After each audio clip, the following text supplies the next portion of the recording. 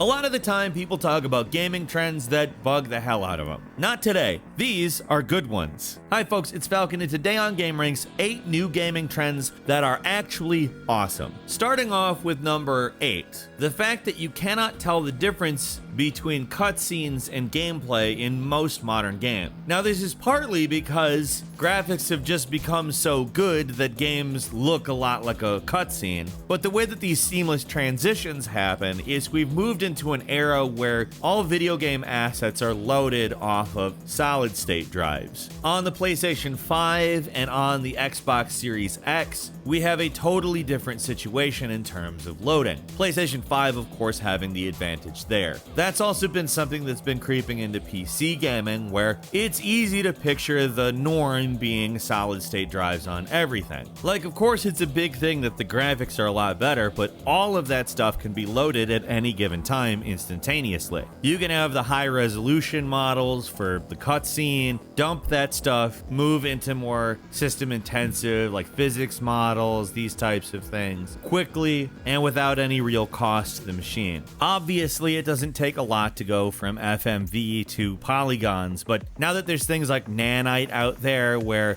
extremely high polygon count models can be rendered with much less system-intense resources, being able to load those things quickly is a big element here as well. It's a really exciting time, actually, because this is a trend that kind of happens because everything is just awesome. There's like a confluence of different technologies coming together to create the perfect situation.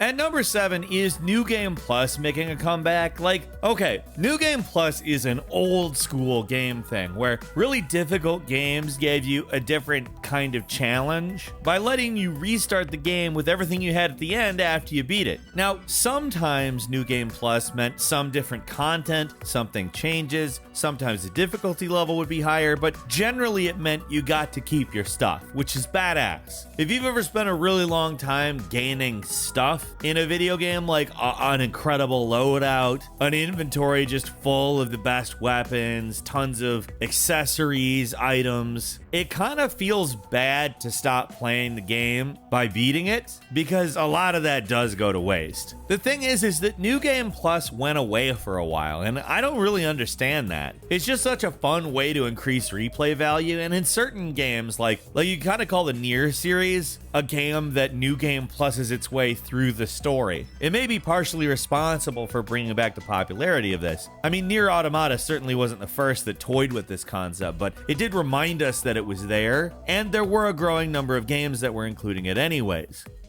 At number 6 is Crossplay. Now, this is something we all wanted since forever. Way back in the day, before multiplayer was even really a thing that took off, when we played Doom on MS-DOS and connected to a LAN party, we would have never imagined the idea that people across different consoles would ever do anything like this. This is such an astounding bit of technology if you think about it, because you need to create some way to mediate a bunch of different versions of a game and behave as though everybody's playing the same thing. Of course, it's not like that impressive anymore. Everybody's running x86 architecture. Everybody's got AMD chips. Everybody's using Unreal Engine. So like, to some extent, it's kind of a no-brainer that it happens. But considering how different every machine was 30 years ago from each other, thinking about exactly what had to be overcome for this to actually be a thing, it's kind of amazing. I mean, I don't really play Fortnite, but I could pick up a Nintendo Switch and play Fortnite against my friend on the computer. We would both die and somebody else would win, but it's possible, and that's amazing.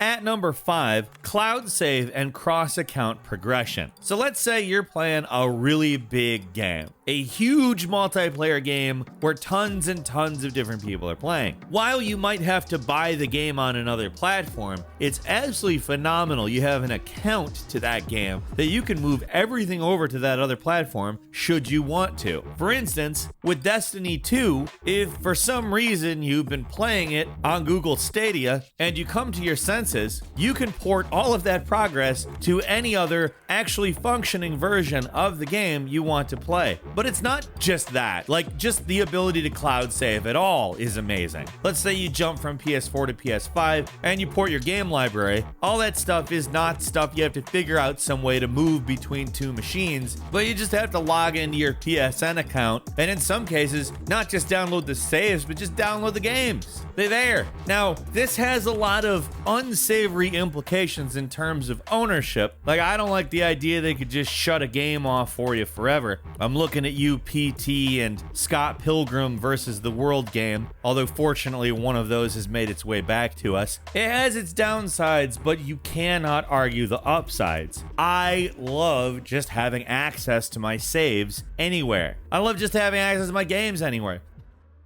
At number 4, more and more accessibility options becoming common. And I know that probably doesn't seem like a big deal to somebody like myself who doesn't need a colorblind mode or a hearing impaired mode or anything like that. But when I was little, I came from the perspective that more people enjoying video games is always a good thing. And it really sucks when people, because of some aspect that they have no control over, are not able to participate in such an awesome hobby. I like to think that video games have enriched my life very significantly. Like, there's been numerous studies that have shown that it helps with neurocognitive development. We've covered them on this channel. I think that growing up with that stuff, even at a time when we were being told, oh, this is bad for your brain, I think it was still good for me. I think maybe sometimes I play it a little bit too much, but it all equals out in the end. I think more people should be able to experience that. I think more people should be able to boot up Super Mario Odyssey and actually hear it, you know, or see it